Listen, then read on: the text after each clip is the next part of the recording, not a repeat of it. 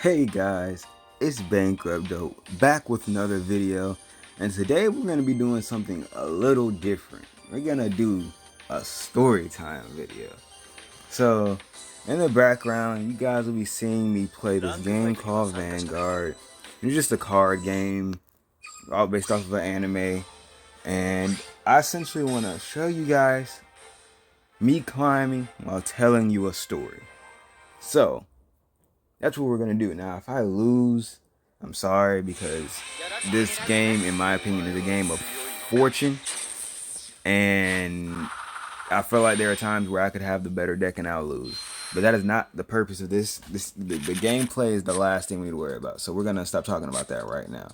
What we're talking about is this story I'm about to tell y'all. So buckle up, because this one was an interesting one. And there is like a little, a learning experience at the end of this that I want you guys to, use. So, when I was like in high school, I think I was in my junior year of high school, right? One day, you guys know what it's like to get yelled at for not cleaning your room. Well, it was my time, and my room was dirty. And my mama came and she said, "Hey, you need to go and clean your room." And I cleaned, like, I didn't clean it, but like I have cleaned it. This was at the beginning of the day. I have cleaned it. I went to school. My mom told me this before I left. It was half clean. I went to school, hung out for a while. I came back home, and when I got back home, like half the day passed. I was playing games. I was doing everything except what I was supposed to. I know y'all know what I'm talking about. I know y'all do it too. Don't even act like you don't do it. If you were to say you always do your chores the moment they're asked, I don't believe you. That's beside the point. So, I had chores to do, and just to be honest, I wasn't doing them. And so my mom, she essentially said, she asked me again towards the end of the night. She said, "Look, you need to go and clean your room." And I decided to do something bold, and I do not advise you ever do this. People respect your parents because it's just the way to go.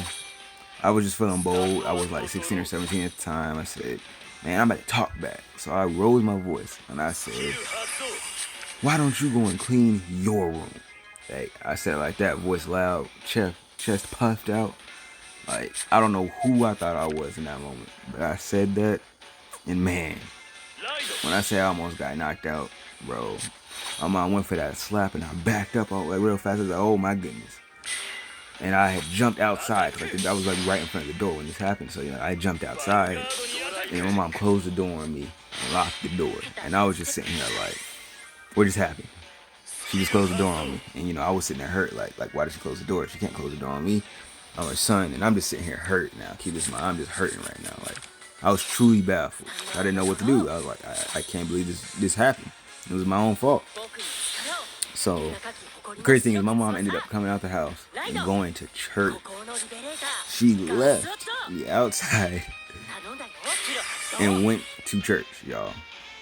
And so I was just baffled because, like, not only did I get kicked out, but I got left outside while she went to church, and she locked the door. Keep that in mind. The door was not unlocked. I was just sitting there outside looking dumb. So after sitting there for like 10 minutes, and I realized she's not coming back, I'm about to really sit out here, I ended up going to my neighbor's house, and I knocked on the door, and I was like, "Hey, I just got kicked out. I made a mistake. I tried back." And I was just sitting there, and I was like, I didn't know what to do.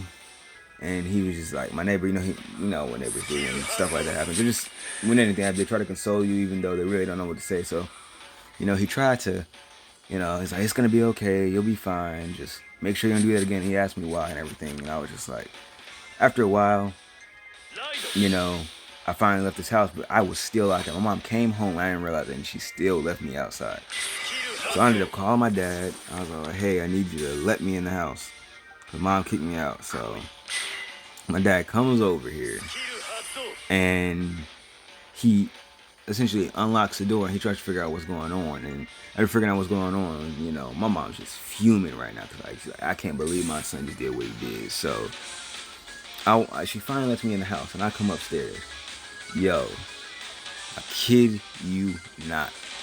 My TV gone, PlayStation gone, everything was gone. I was just sitting there baffled, like, yo, where's my stuff at?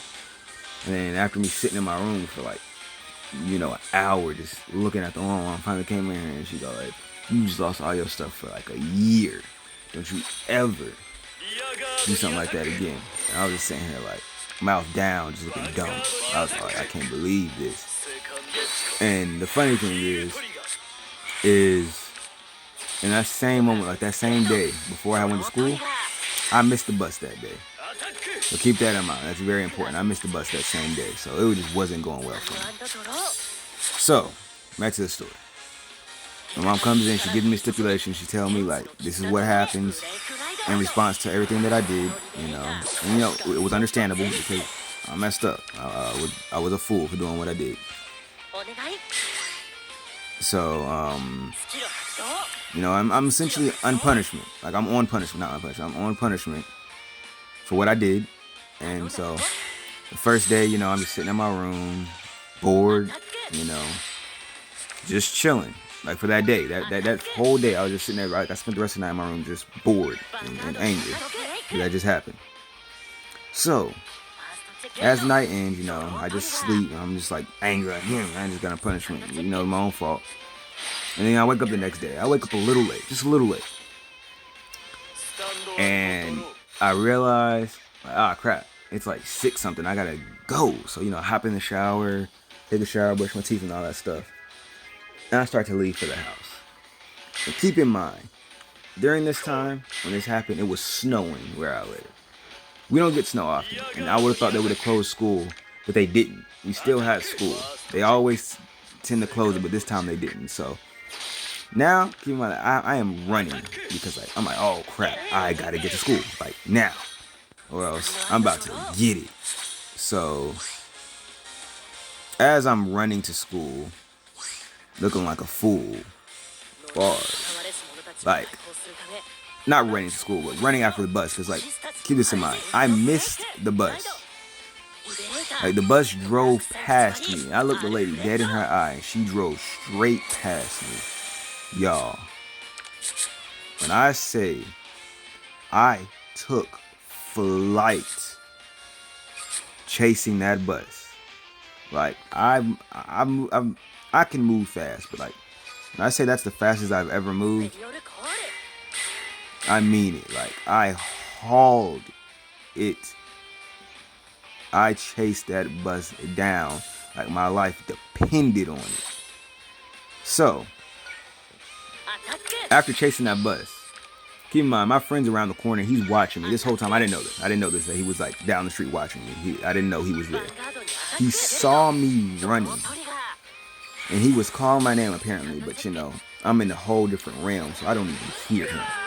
I completely ignore him, and I'm just running. He sees me turning, and according from him, this is how he saw it. So we're out of my state, over him on his side.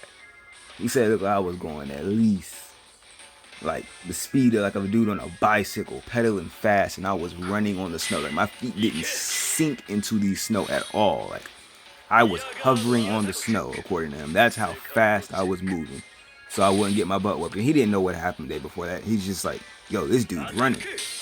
So after doing all that and doing all that running, I catch up to the bus. Like, when I say I barely caught up to that bus, I mean it. Like, I don't even know how I made it to that bus. I'm gonna be honest. I didn't think I was gonna make it. And so I make it on the bus, and I essentially get on the bus and I make it to school. And like, when I say, like, if I wouldn't have made that bus, I might have died that day. I kid you not. Like, that might have been the end of my life if I would have missed that bus. Like, I had just missed the bus the day before that. I argued with my mom, got kicked out. Then I almost missed the bus the next day after that. Like, I kid you not. That would have been the end of my life. I would have gotten my butt whooped, and I would have lost everything for a while. But essentially, in the end, I didn't end up losing all my stuff for like longer than like a month. I ended up talking to my mom about it. I apologized. I'm like, I will never do that again. I was like, I'm sorry. I don't know. Like, I couldn't tell you what was going on through my brain. There was a lot of apologizing going on. First, she gave my TV back, but I still didn't have my console. So I was just sitting there bored for a while. And it was just a tough month after doing what I did. Essentially, the moral of this story is don't ever talk back to your parents. If they tell you to do something, just do it. It's going to make everything so much smoother. There's just no purpose in arguing with your parents. That's all I got for you. Tune in tomorrow for another story time video, because I got another story. And I think I have a lot of stories to tell y'all, to be honest. But this is just one of many. I'll catch y'all guys next time. Yeah, like this. Don't forget to like, subscribe, and share this video with your friends. Peace.